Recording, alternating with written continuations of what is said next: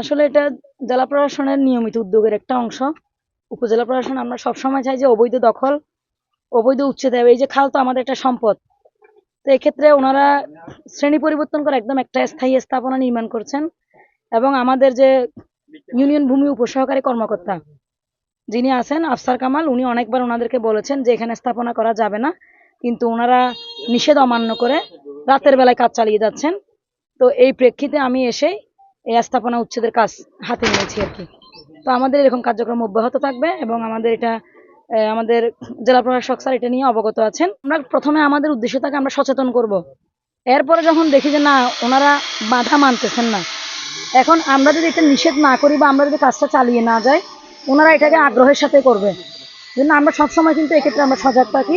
আমাদের পরবর্তী কার্যক্রম ইনশাআল্লাহ সবসময় অব্যাহত থাকবে।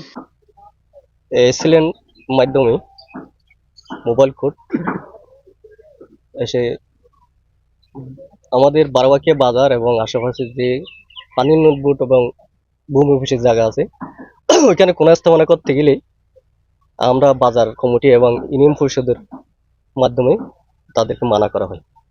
যদি তারা যদি আমাদের কাজে যদি বাধা সৃষ্টি করে তাহলে আমরা উপজেলায় ছিলেন বা ইউনো মহোদয়কে অবহিত করি।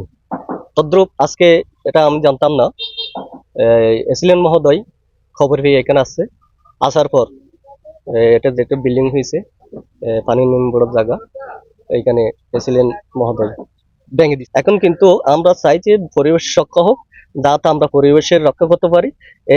বারবাকিয়া বাজার কমিটি এবং পরিষদের মাধ্যমে আমরা যতটুকু পারি চেষ্টা করব এবং ভবিষ্যতে যাতে পরিবেশ রক্ষা হয় এরকম দালান না হয়।